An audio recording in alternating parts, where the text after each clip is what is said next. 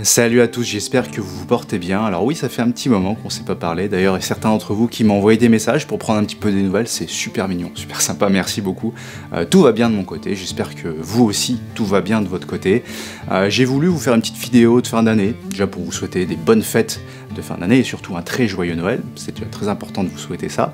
Et puis aussi, j'ai eu pas mal de questions par message, notamment par les gens qui prenaient des nouvelles, mais aussi d'autres, pour savoir un petit peu ce que je pensais du Nikon Z6 sur le long terme. Et c'est vrai que j'avais pas fait de vidéo pour vous donner mon avis sur le long terme, sur le Nikon Z6 II. Donc oui, je l'ai toujours, je l'utilise toujours depuis 1 an et demi maintenant. La vidéo date d'il y a 1 an et demi. Et maintenant, j'ai même un Z6 et un Z6 II. Donc actuellement, je filme avec mon Nikon Z6, qui est ma caméra B, et mon Z6 II, qui est ma caméra principale. Et je vais simplement vous parler dans cette vidéo de mon retour après 1 an et demi d'utilisation de ces boîtiers, les points positifs, aussi les points négatifs. Je tiens à préciser, parce que c'est nécessaire sur toutes les vidéos, sinon il y a plein de gens qui se posent des questions. Je ne suis pas payé par Nikon pour faire cette vidéo, je n'ai pas été payé par Nikon pour avoir ces boîtiers, je les ai pas eu gratuitement, j'ai pas eu de réduction, je les ai payés plein pot. Et si j'ai choisi d'avoir 2 boîtiers de cette marque pour mon travail, c'est tout simplement parce que ça subvient à mes besoins. Sachant que je fais principalement de la vidéo, aussi de la photo, donc j'ai besoin d'un boîtier qui puisse faire très bien les deux, et c'est le cas de ces boîtiers Nikon. Déjà, pour ce qui est d'un retour général sur ces 2 boîtiers que j'utilise intensément, il faut savoir qu'en 1 an et demi, j'ai eu 0 problème, aucun souci, pas une seule fois j'ai eu un bug sur le boîtier, rien du tout. Donc déjà ça c'est un point qui est ultra important, c'est pour moi extrêmement fiable. J'ai pas eu de Nikon par le passé, donc avec ces boîtiers je débute dans la marque Nikon, mais j'ai eu aucun souci, les boîtiers n'ont jamais eu de surchauffe. Je fais des tournages vidéo toute la journée pour Tone Factory où on enchaîne 5-6 vidéos dans la journée, les boîtiers restent allumés pendant 8 heures. J'ai eu aucun problème de chauffe, donc ça c'est extrêmement important. Aucun problème de logiciel, rien du tout. Aucun problème d'enregistrement, donc ça c'est vraiment très important pour moi d'avoir des boîtiers qui soient fiables. Et c'est le cas de ces boîtiers Nikon, donc sur le long terme, là, sur 1 an et demi, je peux en parler. Quand on fait une vidéo après 2-3 semaines d'utilisation, c'est difficile de parler de fiabilité, mais là, vu que ça fait 1 an et demi que je les utilise intensément, je peux vous dire que oui, c'est très fiable comme boîtier.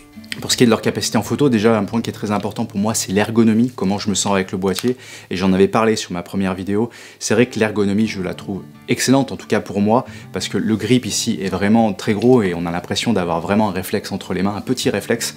Donc il y a vraiment cette sensation d'avoir un boîtier qui soit solide, qu'on peut emmener de partout, et ça contribue aussi beaucoup, cette ergonomie, à se sentir à l'aise sur le boîtier. Pour ce qui est de l'utilisation en basse lumière, c'est le top du top. En tout cas, je pense que ça peut couvrir tous les besoins parce que j'ai fait des photos jusqu'à 25 000 ISO sans aucun problème, avec un petit peu de bruit numérique, mais comme toujours, et ça peut très bien se régler sur Lightroom, donc il n'y a aucun souci de ce côté-là. De toute façon, je pense qu'à l'heure actuelle, il n'y a plus beaucoup de boîtiers qui créent beaucoup de bruit numérique, mais sur les capacités en faible lumière, c'est vraiment largement suffisant pour la plupart des utilisations. En ce qui concerne l'autofocus, j'ai pas grand-chose à dire, mis à part que ça fonctionne très bien, en tout cas pour mon utilisation. J'ai couvert des événements sur circuit avec des véhicules qui roulent vite, ça fonctionne super, c'est très rapide, il y a très peu de clichés qui sont mis à la poubelle, donc après ça dépend beaucoup de l'objectif qu'on utilise. La stabilisation du capteur est juste géniale, ça c'est un gros plus d'avoir ça sur son boîtier, aussi bien pour la photo que la vidéo. Moi la plupart de mes objectifs ne sont pas stabilisés, donc c'est un plus que j'apprécie vraiment. Je vous parlerai un petit peu plus tard des objectifs que j'utilise avec ce boîtier. Pour ce qui est du rendu des couleurs, c'est notamment très différent de ce que j'utilisais avant avec Fujifilm forcément.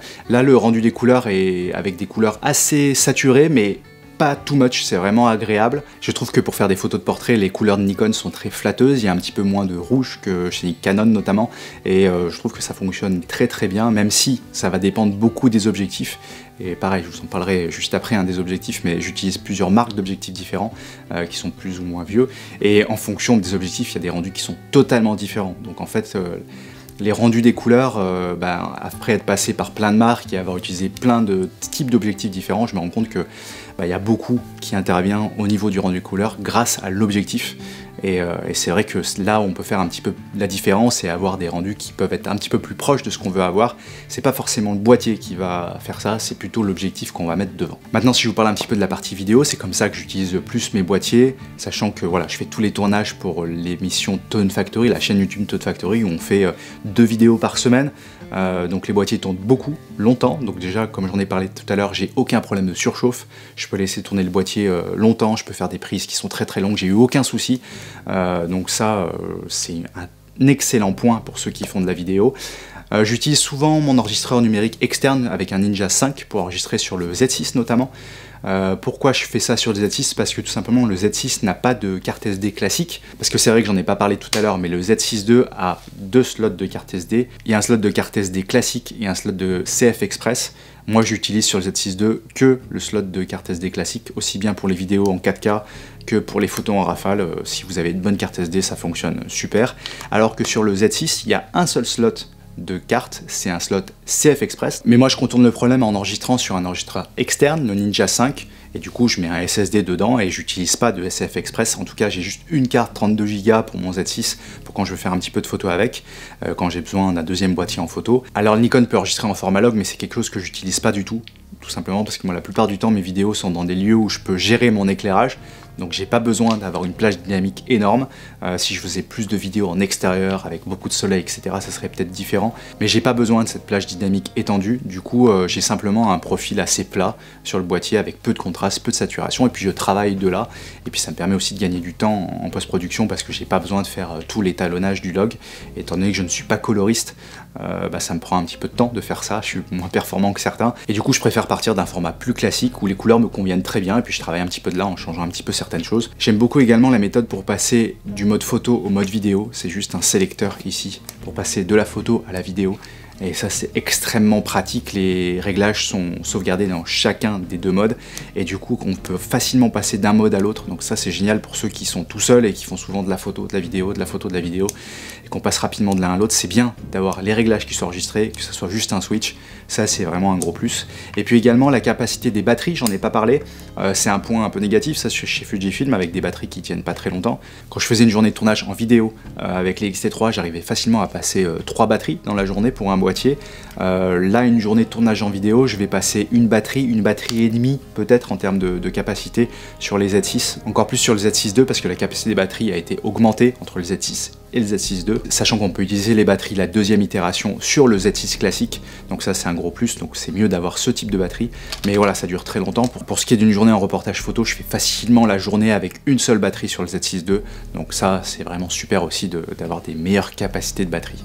Alors il y a 2-3 petites choses qui me chagrinent un petit peu sur le boîtier. La première en vidéo, c'est qu'il y a un décalage à l'enregistrement. Alors c'est quelque chose, j'ai mis un petit peu de temps à m'habituer, mais finalement bon, j'ai pu m'y habituer, mais il faut savoir qu'il y a un décalage peut-être d'une seconde, une demi-seconde, une seconde entre ce qui se passe en vrai et puis ce qu'on voit sur l'écran. Et quand on est en train de filmer, au début, chez Fujifilm c'était instantané quasiment, j'avais l'image presque en direct.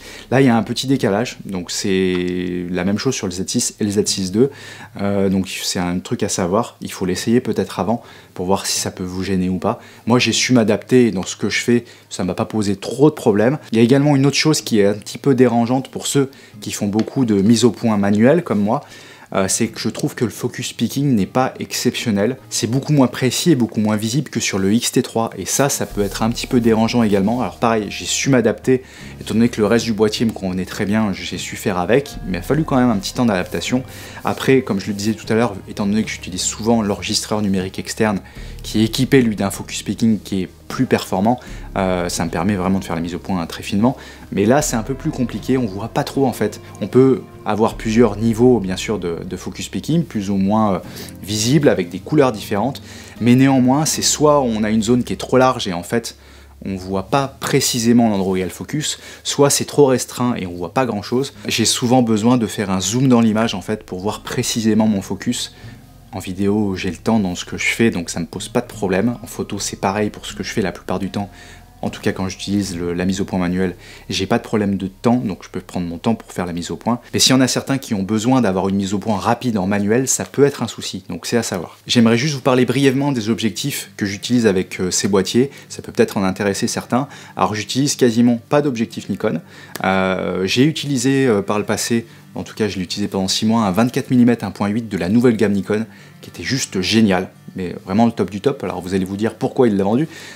Simplement j'avais plus trop besoin de 24 mm, je m'oriente plus vers du 28, je vous en parle après, mais le 24 mm c'était pas une focale que j'utilisais beaucoup maintenant, et du coup j'ai décidé de m'en séparer, et étant donné que la plupart du temps j'utilisais en mise au point manuelle, j'avais pas besoin d'un objectif si bon que ça, sachant que le piqué était le top du top, l'autofocus ultra rapide et ultra silencieux, les couleurs étaient géniales, le contraste aussi, honnêtement c'était super, l'utilisation en mise au point manuelle était aussi très fluide, avec une grosse bague de mise au point, c'était vraiment génial, et je trouve d'ailleurs de manière générale que même si j'ai pas utilisé tous les objectifs de cette nouvelle gamme, Nikon a développé pour la monture Z plein d'objectifs en 1.8, donc si vous regardez sur internet, sur le site Nikon, il y a plein de choses, il y a du 20 mm, du 24, du 35, du 50, enfin il y a tout, et ils ont choisi d'avoir une ouverture seulement de 1.8, qui pour la plupart des gens est largement suffisant, mais avec des très très bonnes qualités optiques, alors que certaines marques proposent plutôt des 1.2 ou 1.4 qui sont très gros, très chers, ou alors des 1.8 qui sont moins bien faits, qui ont moins bonne qualité optique et qui sont pas très chers. Nikon s'est positionné juste au milieu avec des 1.8 de très bonne qualité. Je trouve que c'est une bonne chose parce qu'on a des objectifs qui sont assez abordables, même si ça reste quand même très cher, hein, il faut se le dire. Mais je crois que toute cette nouvelle gamme d'objectifs qui a été fait par Nikon pour la monture Z, en tout cas les objectifs 1.8, je sais pas tout ce qui existe, hein, j'ai pas vraiment suivi les nouveautés, ça m'intéresse plus trop d'avoir en tête tous les derniers objectifs et j'en ai pas besoin, donc je ne sais même pas ce qui est sorti récemment, mais tous les 1.8 que j'avais vus à l'époque, ils s'étaient tous tropicalisés avec un autofocus très rapide, très silencieux, donc ils ont fait vraiment une gamme qui est intéressante et qui est bien positionnée en termes de rapport qualité-prix, encombrement, etc. Je pense que c'est vraiment important avant d'investir dans une marque et se dire je vais prendre tel boîtier, de d'abord regarder les objectifs qu'on va vouloir utiliser, parce que des fois on peut avoir des mauvaises surprises, il peut y avoir des objectifs qui sont très très chers pour avoir des bonnes performances.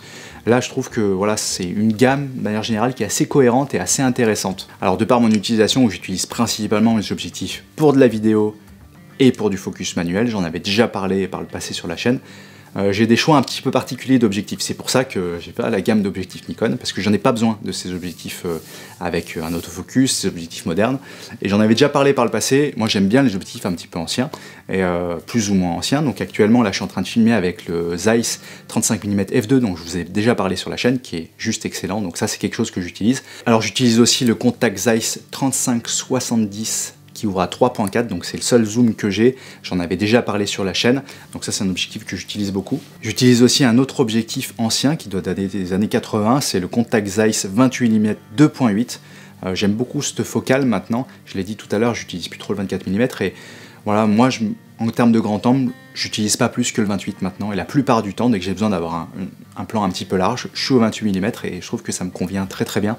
Donc voilà, c'est un objectif que j'apprécie beaucoup. J'utilise également dans mon attirail à 50 mm, c'est une focale que je trouve indispensable, et j'utilise un Leica Summicron 50 mm f2, celui-ci je crois date de 1978 ou 79 dans ces eaux-là, donc pareil c'est un objectif vintage qui est super bien construit, et je l'adore vraiment, le rendu des couleurs chez Leica c'est quand même quelque chose. Voilà, c'est un objectif que j'utilise beaucoup. J'utilise également un 85 mm Viltrox, le 1.8 pour monture Z.